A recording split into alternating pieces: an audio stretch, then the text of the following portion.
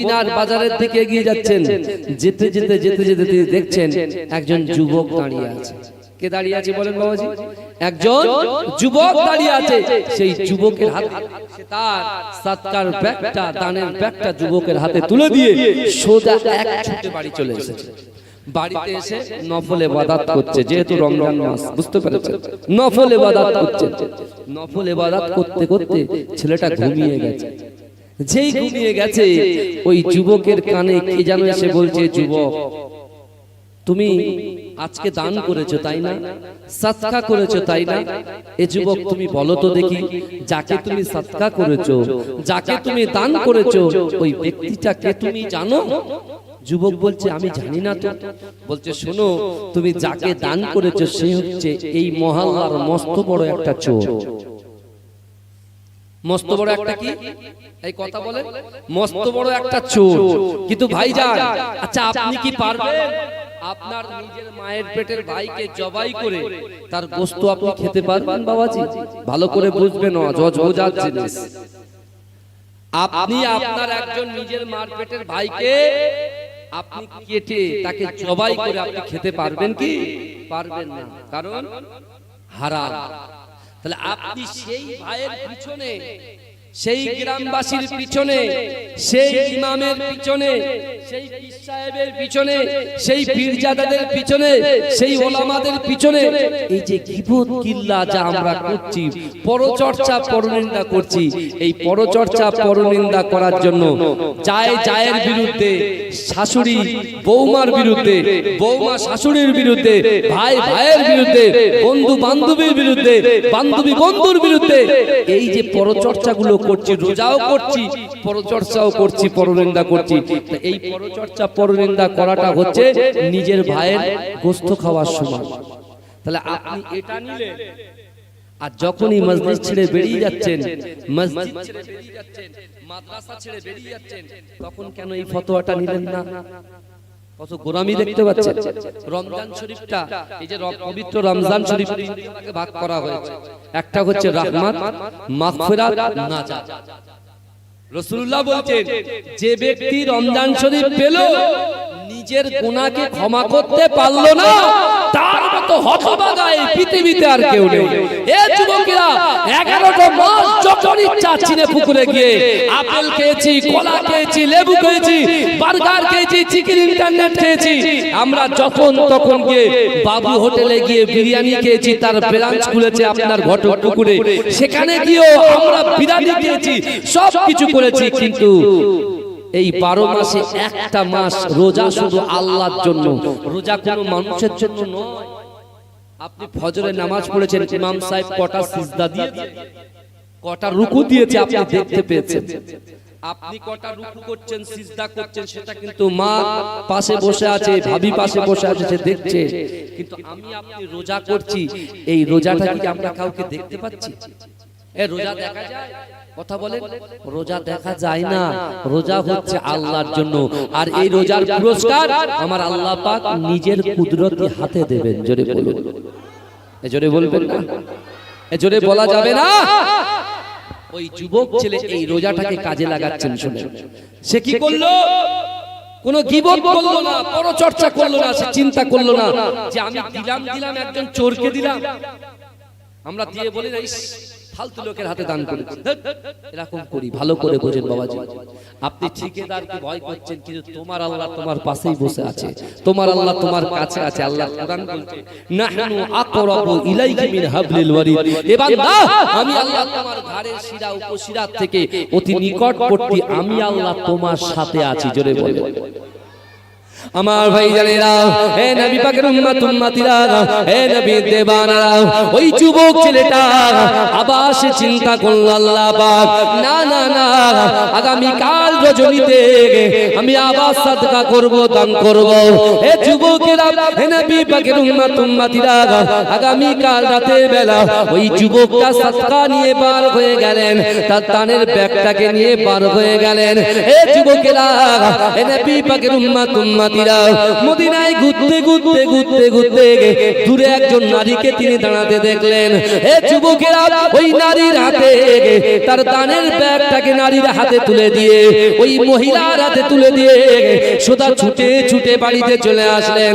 বাড়িতে এসে ইবাদত বান্দিগি করতে করতে রাতের বেলা যখন আল্লাহর বান্দা ঘুমিয়ে যায়, কে যেন তার কানের কাছে এসে বলে, হে আল্লাহর বান্দা, না না না, আজকে রজনীতে তুমি যাকে দান করেছো, যে মহিলাকে তুমি দান করেছো, তুমি কি জানো ওই মহিলাটাকে? বলছে না না না, আমি জানি না ওই মহিলাটাকে। বলছে শোনো শোনো, যে মহিলার হাতে তুমি দান করেছো, ওই মহিলাটা হচ্ছে ব্যভিচারিণী মহিলা, ওই মহিলাটা হচ্ছে জিনাকারিণী মহিলা, ওই মহিলাটা হচ্ছে নিজের যৌবনকে টাকার বিনিময়ে মানুষের কাছে বিক্রি করে। জোরে বলুন নাউজুবিল্লাহ। ভালো করে বুঝে, যুবক ছেলেটা ঘুম ভেঙে গেল, কিন্তু একবারও বললেন না যে আমি কেন তাকে দান করলাম, কেন আমি এই ব্যভিচারী নারীর হাতে দান করলাম। ভাইজান, আমি ভুল করেছি, আমি ভুল করেছি। আমার ভুলটা সংশোধন করতে গিয়ে যদি আপনি ভুল করেন, তাহলে আপনি কিন্তু অনেক গুনার মধ্যে পড়ে যাবেন। বুঝতে পারছেন না? আল্লাহর রাসূল নিজে মার খেয়েছেন। এটাকে বলে মুসলমানরা জিহাদ করেছে, মুসলমানরা যুদ্ধ করেছে। তা জিহাদ আর যুদ্ধ, সেই রাসূল সাল্লাল্লাহু আলাইহি ওয়াসাল্লামের 27টা যুদ্ধ রাসূল নিজে করেছেন, কিন্তু আমার রাসূল যুদ্ধেই গিয়েছেন, আমার রাসূল যুদ্ধেই গিয়েছেন, কোন ভালো ব্যক্তিকে আল্লাহর রাসূল টাচ করেননি। শরিয়াত বিরোধী কাজকর্ম করেছে। বুঝতে পেরেছেন? শরিয়াতটাকে মানুষের কাছে পৌঁছে দেওয়ার জন্য বিশ্বনবী রাসূলুল্লাহ এই যুদ্ধ করেছেন, কোরআনটাকে পৌঁছে দেওয়ার জন্য। কারণ সে তো জাহান্নামী, রাসূল তো জানে জাহান্নামে যাবে, রাসূল জানে ওই ব্যক্তি জাহান্নামে যাবে, রাসূল জানে আবু জেহেল জাহান্নামে যাবে, আবু লাহাব জাহান্নামে যাবে। তারপরেও রাসূল কোশিশ করেছে, চেষ্টা করেছে। রাসূল সাল্লাল্লাহু আলাইহি ওয়াসাল্লাম বারবার তার বাড়িতে গিয়ে বুঝিয়েছে যে চলো, তুমি জাহান্নামে যেও না, তুমি জান্নাতের রাস্তায় আসো। বুঝতে পারছেন? বাপ চেষ্টা করে সন্তানকে শিক্ষা দেওয়ার, বাপ চেষ্টা করে সন্তানের স্কুলে ব্যাগ কিনে দিয়েছে, ড্রেস কিনে দিয়েছে, জুতো কিনে দিয়েছে, সন্তান ব্যাগ নিয়ে যায়, স্কুল পর্যন্ত যায় না, মোড়ে মোড়ে গিয়ে বন্ধুদের সঙ্গে আড্ডা মেরে চলে আসে। কিন্তু বাপ তো চেষ্টা করেছে, এই কথা বলে, সে চেষ্টায় ব্যর্থ হয়েছে, কারণ তার ছেলে তাকে ব্যর্থ করেছে।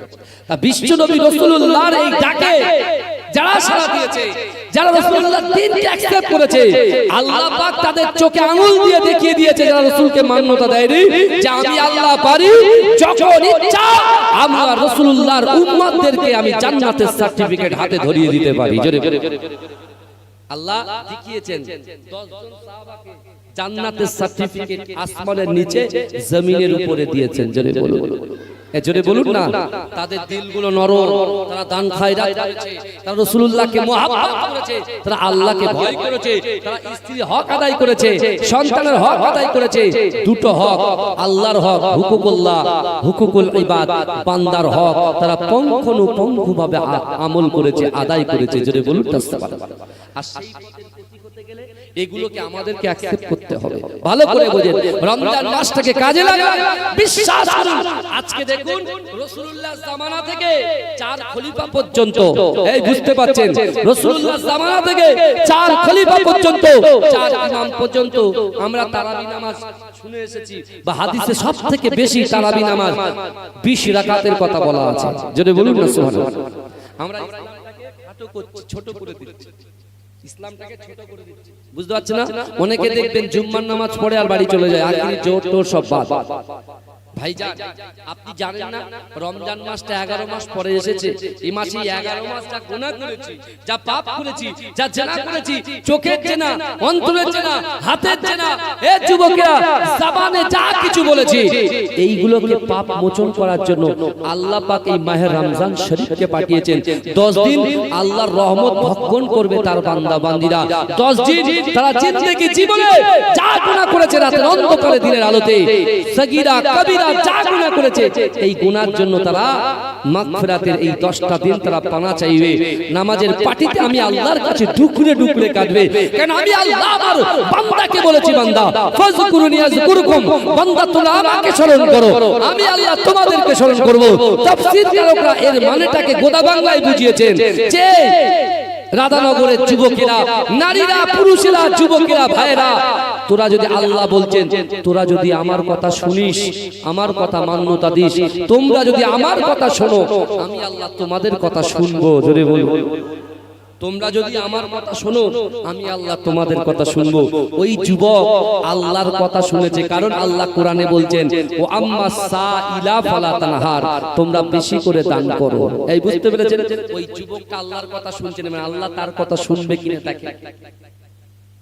আমার ভাই জানেরা, হে নবী পাকের উম্মত উম্মতিরা, হে নবী দেবানরা, ওই যুবক ছেলেটা পরের দিন আবার নিয়ত করলেন, আল্লাহ পাক, না না না, প্রথম দিন চোরের হাতে দিয়েছি, দ্বিতীয় দিন ব্যভিচারী নারীর হাতে দিয়েছি, ওগো রব্বুল আলামিন আল্লাহ, আমি কোনো কথা বলতে চাই না, আপনি তো আলিমুল খবীর, সব খবর জানেন, ওগো রব্বুল আলামিন আল্লাহ পাক, আমি আবার আগামী কাল রাতে বেলা সাদকা দেব, দান করব, খায়রাত করব।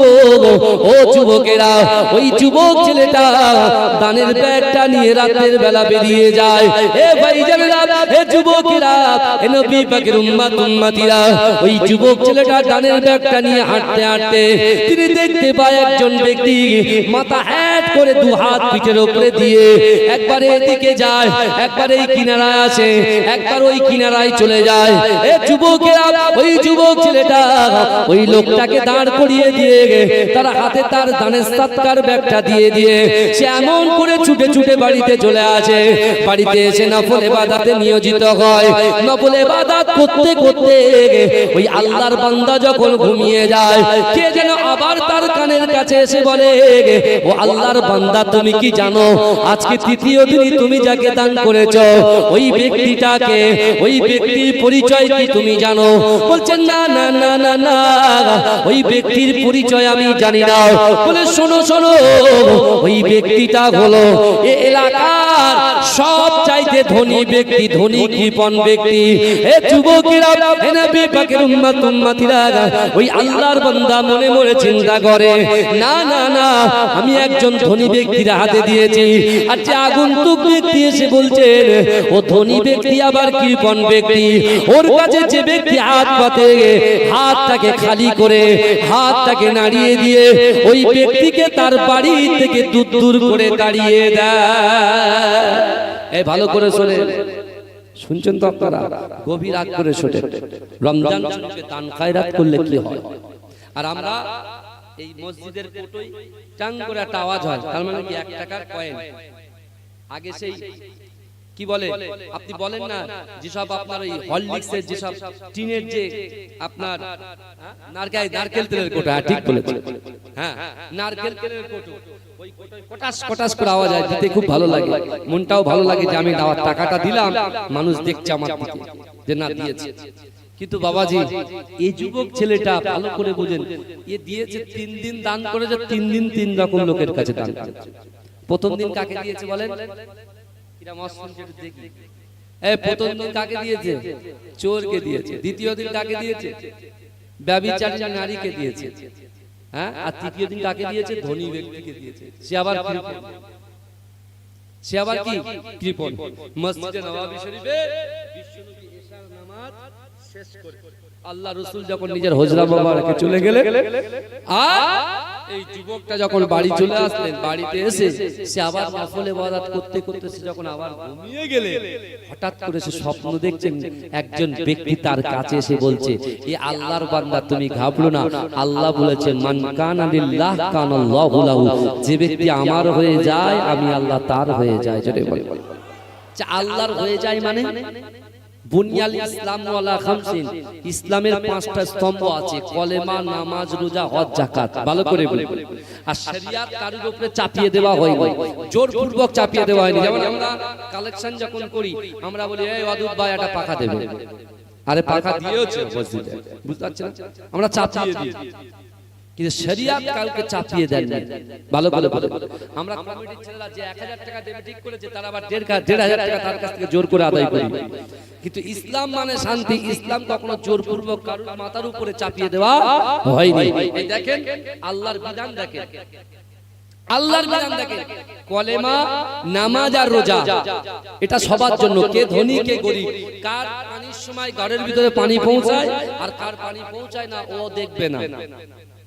বুঝতে পারছেন না? যে দিন আনে দিন খায়, নুন আনতে পান্তা ফুরায়, এরকম আল্লাহর বান্দা, তার জন্য এই তিনটে জিনিস সমান।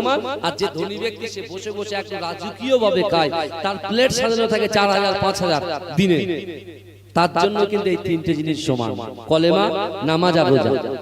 হজ আর যাকাত এটা কিন্তু ধনীদের জন্য, গরিবদের জন্য নয়। এটা কাদের জন্য বলেন? ধনীদের জন্য, ধনীদের জন্য। দান করছে, কাকে দান করলে? শেষ দিনে ধনী ব্যক্তিকে দান করলো। তার তো মনে লাগতে পারে যে আমি ধনী ব্যক্তিকে দান করলাম, লাগতে পারে না যে আমি গরিবদের জন্য দেবো, তো ধনীর হাতে চলে গেল। আমি ভালো ব্যক্তি দেবো, যে পরেশগারী, যে তাকওয়াবান, তাকে দেব। আমি দিলাম একজন চোরকে। আমি একজন মহিষী নারীকে দেব, যে নামাজ পড়ে, যে কোরআন তেলাওয়াত করে, তাকে দেব। আর একজন ব্যভিচারী নারীকে আমি দিয়ে দিলাম। তার দিলের ভিতরে এই চিন্তা ভাবনাটাও আসেনি, এই চিন্তাটা সে কখনো করেনি। কিন্তু আমার ভাই জানেরা, হে নবী পাকের উম্মত উম্মতিরা, হে নবী দেবানারা, ওই যুবকের সামনে আগন্তুক এক ব্যক্তি এসে বললেন, ও বাবা যুবক, তুমি যে নিয়ত করে দান করেছো বাবা, না না না, সর্বপ্রথমে প্রথম দিনে যে চোরকে তুমি দান করেছো বাবা, ওই চোর যে তোমার টাকাটা, তোমার অর্থটা, তোমার দান সাদকাটা তোমার হাত থেকে সে নিজের হাতে নিয়েছে, তার হাতে নেওয়ার জন্য ওই চোর আর জিন্দেগিতে হয়তো চুরি করবে না। এ যুবকেরা, হে নবী পাকের উম্মত উম্মতিরা, ওই যুবককে বলছে, ও বাবা যুবক, শোনো শোনো, দ্বিতীয় দিনে যে ব্যভিচারী নারীর হাতে তুমি দান করেছো, এই দানটা সেই ব্যভিচারী নারী নিজে হাতে দানটা নিয়েছে, নিজে হাতে সাদকাটা নিয়েছে। তোমার সাদকাটা সে নিজে হাতে নেওয়ার জন্য হয়তো আর জিন্দেগি জীবনে সে আর জেনা করবে না।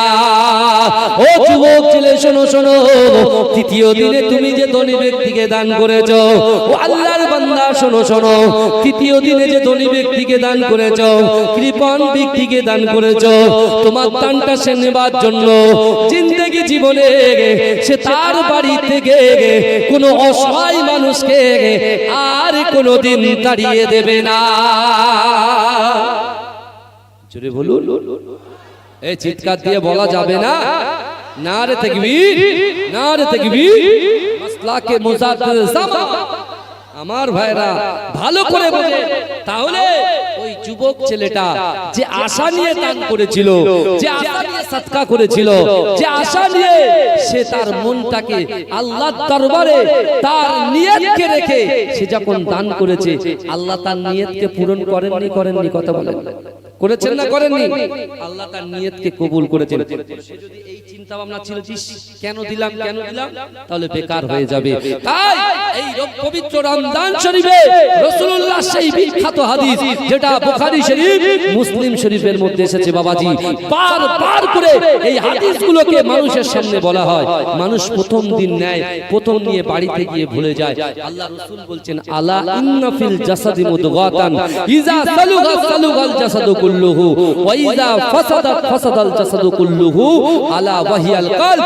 মানুষের শরীরের ভিতরে এমন একটা গোশতের টুকরা আছে, ওই গোশতের টুকরাটা যদি অপবিত্র হয়ে যায়, মানুষের পুরো শরীরটাই অপবিত্র হয়ে যায়। আর ওই গোশতের টুকরাটা যদি পবিত্র হয়ে যায়, মানুষের পুরো শরীরটাই পবিত্র হয়ে যায়। জোরে বলুন, এই জোরে বলবেন না? 11 মাস গুনাহ করেছি বাপ, আমি মাসের হিসাব করছি, বছরের হিসাব করছি। বুঝতে পারছেন না? কেন বছরের হিসাব করলে এখন আমার 32 বছর বয়স, এখানে 60-70 বছরের বাবাজিরা বসে আছে, পাগল হয়ে যাবে। আমার এটাকে আমার 90 বছর, মানে বুঝতে পারছেন? আপনি কি মনে করছেন মাঝেরাটি পিস সাহেব আমার দাদা ভাই 104 বছর হায়াতে ছিলেন? মুফতি আযম আল্লাহ হুজুর পীর কেবল রাহমাতুল্লাহ আলাইহি তিনিও 104 বছরের অধিক হায়াতে ছিলেন, জোরে বলবেন না? তা আমরা কি মনে করছি তাদের মতো হায়াত পাবো?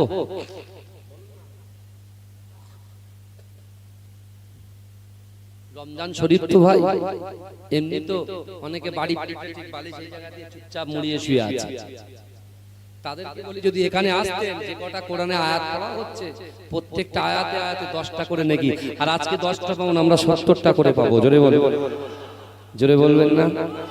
দরুদ শরীফ পড়ুন, আল্লাহুম্মা সাল্লি আলা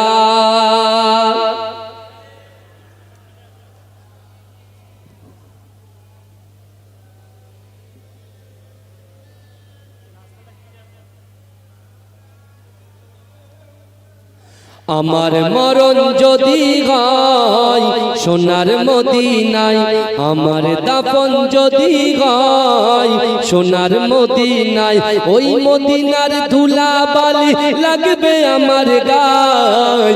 আমার মরণ যদি হয় সোনার মদিনায়,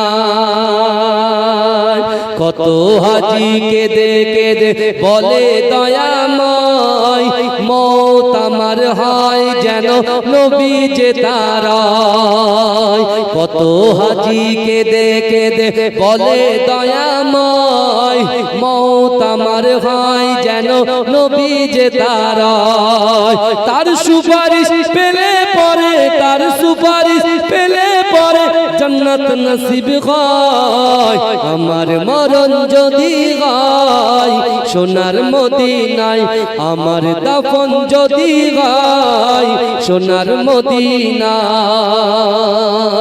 রওজা নবীর দেখলে পরে প্রাণটা ভরে যায়, নয়ন যুগল অশ্রু ঝরে পলক ভিজে যায়। রওজা নবীর দেখলে পরে প্রাণটা ভরে যায়, নয়ন যুগল অশ্রু ঝরে পলক ভিজে যায়। মনে আমার আশা জাগে, মনে আমার আশা জাগে, দিদার যেন হয়।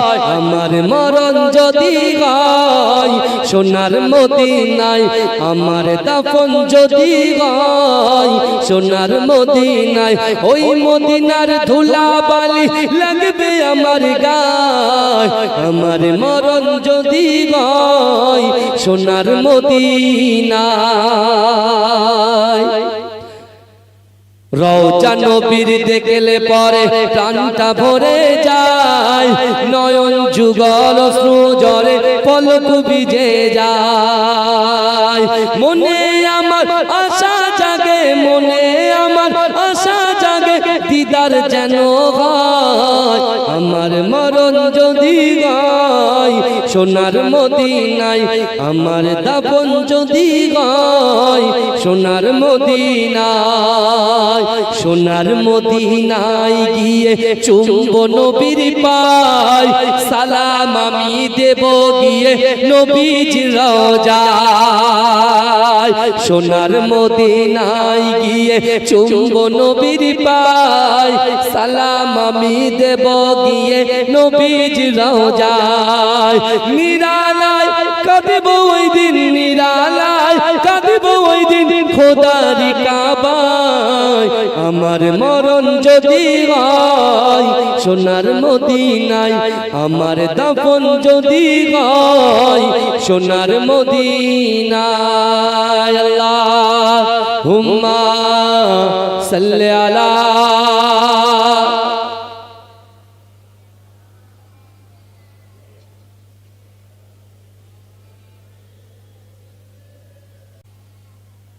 আমার বাবাজিরা ভাইরা।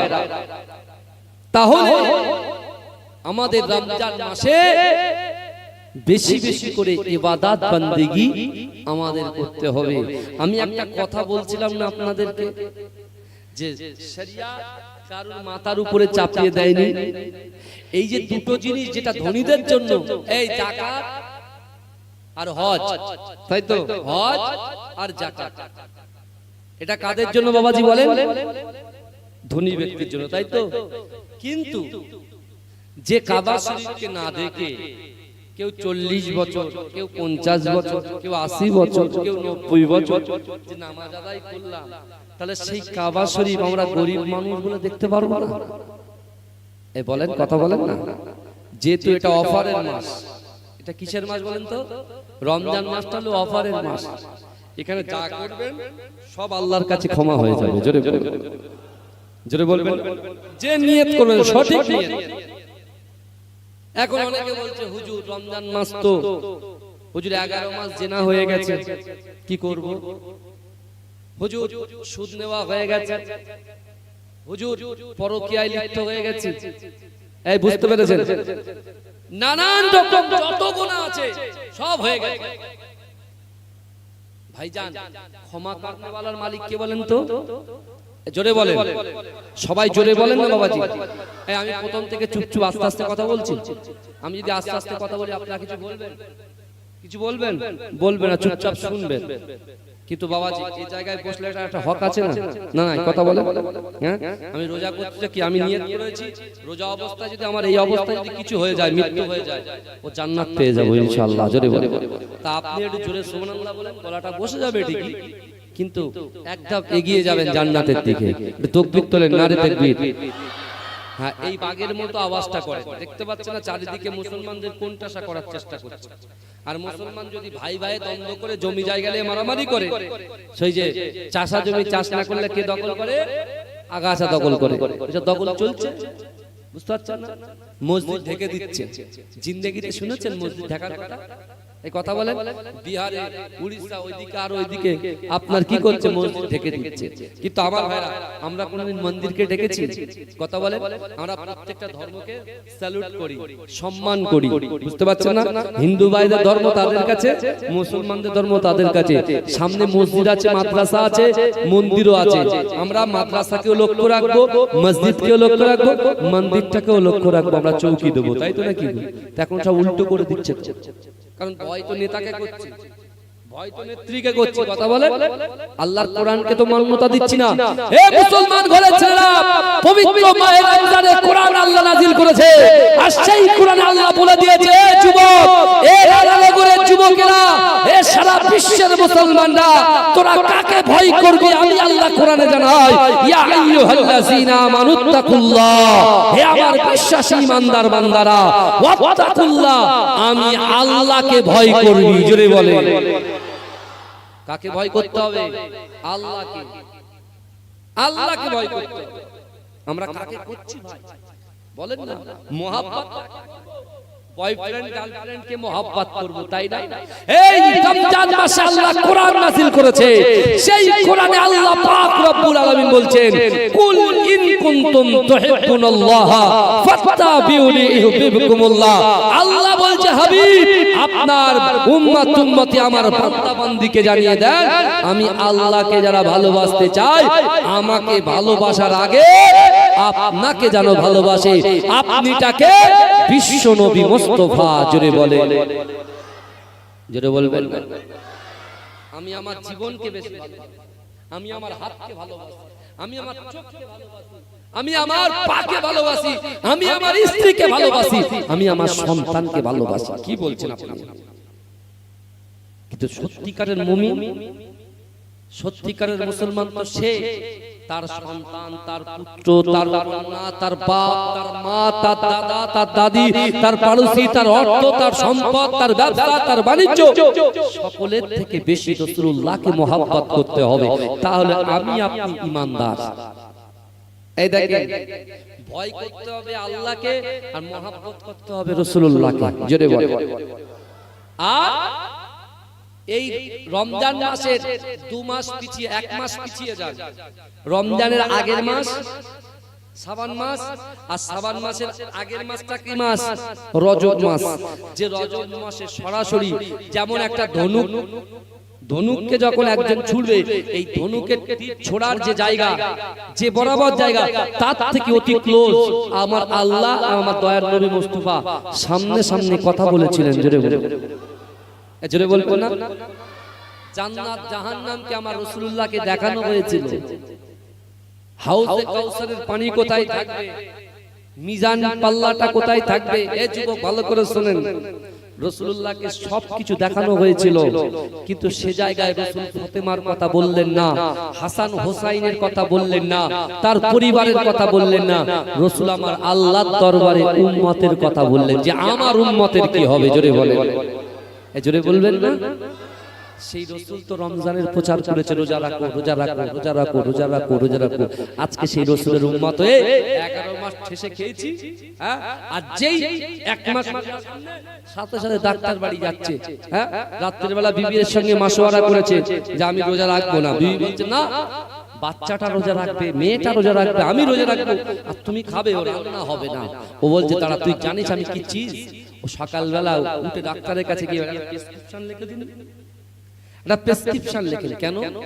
বলছে আমার মাজায় কনকন করছে, বুকে কিনকিন করছে, পেটের মাজায় কিনকিন করছে। তার মানে কি আপনি লিখে দেন 1 মাস বেড রেস্ট, অর্থাৎ রোজা আপনার করতে হবে না। আর ওই প্রেসক্রিপশন এসে বিবিকে দেখাবে, মনে করছে আমি ফার্স্ট ডিভিশনে পাস করে এসেছি, ও পরীক্ষার রেজাল্ট নিয়ে এসেছে। এই